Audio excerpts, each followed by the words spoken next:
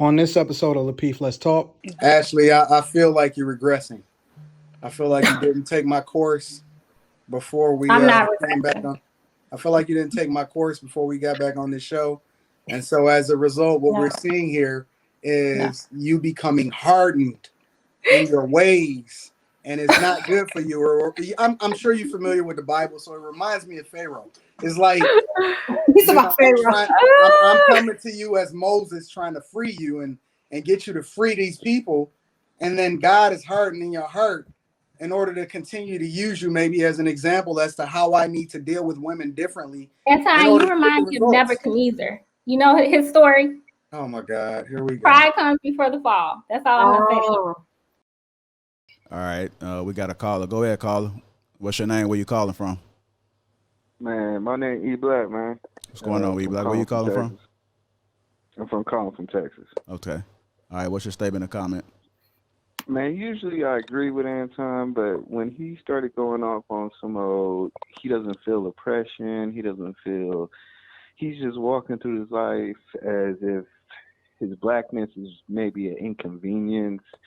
It's really more than that. We are out here every single day busting our ass with lightweight, passive-aggressive, racist supremacy. And when you're dealing with that, I understand money can actually make you go on a trip. But just because you go on that trip doesn't mean when you come back you don't experience the avenues the avenues that actually take away from you. So when you were talking about like your cities being ran by black and all this stuff, I know plenty of cities. Like if you go to Texas, there's plenty of cities that are 65, 75% black and they're thriving.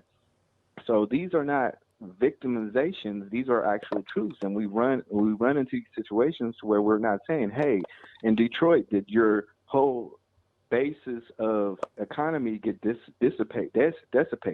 If you go to cities like oil towns and who are holding those jobs, sewer departments, these are high wage jobs that we know are being held by the Caucasians.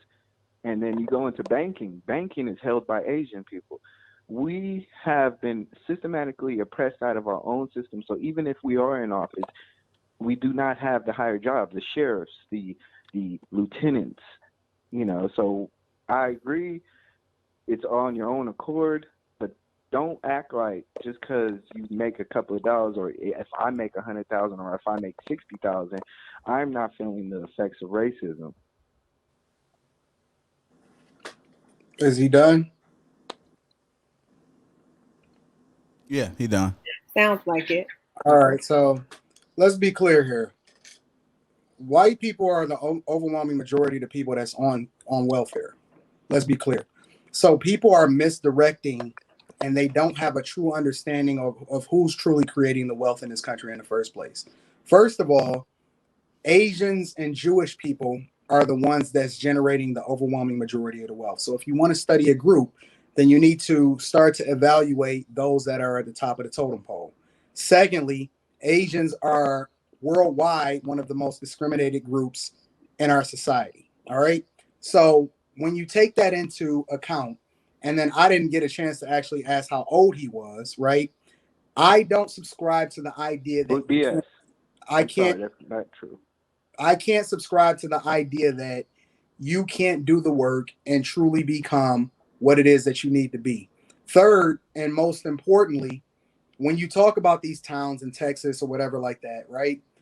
The reason why I use Detroit as the torchbearer for this is because it was the place that had the overwhelming majority of the wealth for a long period of time, especially through the boom of the auto industry, where there was plenty of jobs in the black community. There was structure in the households as far as families, and it lasted for a long period of time that allowed for people to truly become and educate themselves based off of where it is in the direction that they wanted their families to go. When you use these other sample sizes, how long were black people entirely in power? And I'm not talking about 65 to 75%. I'm talking about the overwhelming majority of the people within those towns were black all of the people that were in power were black, and they were moving a specific type of way that was not conducive to the community. So at what point do you start taking responsibility, especially for a person that's living in 2021 as a young person, whether you're a millennial or Generation Z or whatever?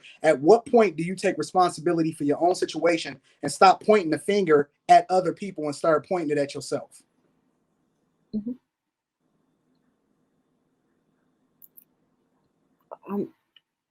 I wonder if they can hear us. Yeah, we got another. I think he heard you. We got another caller. Go ahead, caller. What's your name? Where you calling from? Hello? Yeah, what's your name? Where you calling from? My name is John Taylor. I'm calling from Detroit. All right. This is a statement or comment. Yeah, so, yeah, first, I want to say what up to my brother, Anton. You know, he's from Detroit. From what I know, he's from the west side. I'm from the east side. So I was calling in regards to, he made a statement as far as, you know, African Americans using race to play victim, if I'm not misquoting. And you know, I'm in skilled trades, you know, and I'm in the union, you know, and I know for a fact that we had issues within my union as far as them only allowing a certain amount of African Americans to be inclusive, you know, and be able to get the job opportunities. And anybody that's familiar with union work, you know, union skilled labor makes the big bucks, you know. So if you control who's allowed to get in, then you control who makes the big bucks. And in fact, this was a big ordeal. And I'm in an organization in which I reach out to minorities of other skilled trades as far as carpenters and iron workers and whatnot. And we have conversations about this, and everybody shares the same experience, in which there is a limited amount of African Americans that's able to get in. You know, I see him talking. I'm gonna turn the volume back up. I can't really hear what he's saying. I didn't say anything. No, he didn't say anything. I've heard similar experiences in workforce with the trades. We had a lot of difficulty getting African American men to qualify or to enroll in the trade, and then when they do, they have a hard time moving up in the union. So I absolutely agree with him. Whoever is in power can control the number of people in certain industries that move to certain levels. And it is a recurring. I've heard that before. I myself are not interested in any of those trades, but I work in workforce, and we specifically try to give certifications to African American, any people, not just young men, but it's primarily young men who participate in those programs, and it's very difficult for us to get them in. Well, I have a different narrative because as a person that worked in a plant, and JR, you already know this because I expressed this in my story, I got into Rouge Steel, which is formerly Ford Steel, right? Rouge Steel back when I was 19 years old. First year I made $118,000 because I was working 112 hours a week. Responsibility instantly, but there are certain things that you're accountable as far for your own actions, and then there's certain things that's out of your control. Hold on. You can do the best with whatever you have. He's watching it on a delay, so that's why. Okay. So, but my thing is that one of the things that I've learned, or that I learned when I was working in the plant, is that I did get into skilled trades. I tested, and I was in the electrician program. What I learned about that program as a person that was a part of the union, and also a person who my brother was the one that got me into the job in the first place, and then I tested and got in the electrician program.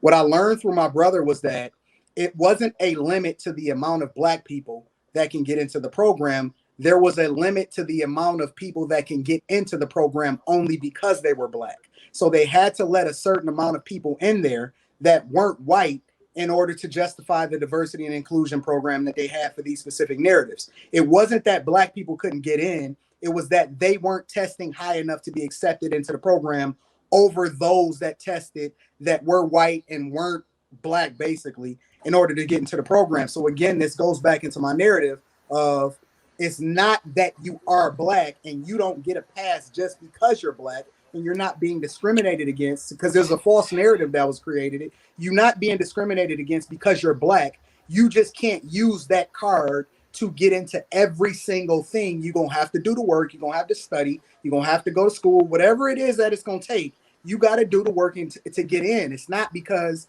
you're being discriminated against. You just can't use that as your trump card to get in over somebody else that may test higher than you. That's responsibility and accountability. All right. Hey, E-Black, you still on there? Yeah, I'm sure. Okay. Were you able to hear any of that? Yeah, I can. Okay. I know you're kind of watching it on YouTube. It's coming in on a slight delay. Mm-hmm. Did you have anything else you wanted to respond, or you good? No, that was it. Okay. All right. I appreciate you calling the show. And, thanks for supporting us. No problem. All right. Thank you. Ashley, I feel like you're regressing. I feel like you didn't take my course before we I'm not came back on. I feel like you didn't take my course before we got back on this show. And so as a result, what we're seeing here is you becoming hardened in your ways, and it's not good for you. Or I'm sure you're familiar with the Bible, so it reminds me of Pharaoh. It's like I'm coming to you as Moses trying to free you and get you to free these people, and then God is hardening your heart in order to continue to use you maybe as an example as to how I need to deal with women differently. Anton, you remind me of Nebuchadnezzar. You know his story? Oh my God, here we go. Pride comes before the fall. That's all I'm going to say. Pride comes before the fall. Listen, Ashley. And I'm grown every day in my life. Go ahead. Is this after hours, JR, or what? This? Nah, he got another call. I need to go to bed. Oh, okay, we got another. All right, go ahead, caller. It is your guy, Chicago Rilla, Southside Wild Wild. What's happening, family? Here you go again. What you man? You got it. Hey, Shawana. What? I told you to get my name right. Oh, that is Anyway, hey, y'all was talking earlier. I don't even know why that first segment was so contentious. But to speak on that real quick, just wait, is Tawana saying something? No, she's not saying that. No. I'm not saying okay, because I really can't hear. I don't want to turn. I know I was on delay last week and it didn't come across good, so I don't want to, I don't want to repeat that. But that first topic y'all had, I thought it was good in the Facebook group or whatever, but we gotta. I don't think we being realistic and honest, right? Like we keep putting men and women as if we're equal partners or equal pairs, and we're not. And so what Anton was saying early on, to a large degree, he's right. You know what I'm saying? If we keep the problem what we keep missing is that women are made, we're created to complement the man. And if we're not living in our purpose as men, if we're not becoming the best versions of ourselves, if we're not being the leaders we're supposed to be, there is no seeing eye to eye. If the man, if you subscribe to any version of the Bible, it's God over man, man over woman, woman over children. If you subscribe to any version of the Bible, it tells you what the man is the head, right? Even as Christ is the head of the church. So there's no seeing eye to eye. What is the eye to eye that I gotta look at level like? That's not that I disrespect my woman. That's not that I'm lord over her or I'm governing over her. No, I'm leading. I'm the visionary. I'm the prophet, priest, and king in my home. So there will be no until and I think the other thing too, what I'm learning in that Facebook group, I think people have a lot of time on their hands, and sometimes the stuff that they can't say and get off their chest in real life, they just love to come in that group and just talk rhetoric and nonsense. You know what I'm saying? And do something while they killing time at their 9 to 5. They really do, because there just be some craziness that I know for a fact you would never say that to a person in their face, right? But the truth of the matter is outside, and I agree with Tawana too, in real life, some of those things we really don't see play out. A lot of that stuff you see play online. But there will never be a time, my opinion, this is just my opinion, there will never be a time where men and women see eye to eye, because we're not equals. We're not supposed to see eye to eye. I'm supposed to cast a vision. I'm supposed to lead the family. Now, you either going to submit and be fit, feminine, cooperative, or not, and that's fine too. That's fine too. You can buy a dog, die alone. Peace, family. I appreciate you calling, Chicago Rilla. Chicago Rilla. He know he is something else. Yeah. First of all, a lot of times they say submit. They're not even biblical. A lot of the men, they don't even follow God and they don't even know his purpose. So you submit to the devil sometimes. You better submit to the right man. That's for sure. Yeah. All right, go ahead, caller. You got a statement, a comment? Hello. What's your name? Where you calling from? My name is Dion. I'm calling from North Carolina. All right, I think you called in before, haven't you? No. Okay. No, I never First heard time. him before. All right. Yeah. I do have a question for Anton, because I know he was speaking on really not believing in I guess systematic racism and how the system is kind of built to keep black people from prospering, because I understand, you know what I mean, and how the world has evolved and moved forward, that it has made things a lot easier. DJ, are you serious? I understand how the world has evolved and moved forward, has made things a lot easier for us, but you don't believe that there's an attack on like black fathers in a household that's kind of making it a lot harder. And when, I understand Anton kind of grew up with his dad, but what about the young boy that's growing up without a father, that's listening to rap music and many other things that are kind of preaching the same rhetoric that kind of puts us down to keep us in the same mentality, you know what I mean? And we're kind of having to find our own way because we only have a mother in the household. Would you feel the same way coming from that situation instead of one where, you know what I mean, he has a father in some sense of direction? Like, if there's no one to give him direction. Okay. That's how you want to respond to that? Yeah, I want to respond to it. I'm trying to figure out exactly where the accountability lands. For example, he used several examples, such as a father in a household, right? Nobody is making fathers leave their households. It's going to probably come up in a delay, or you can just kind of rewatch it.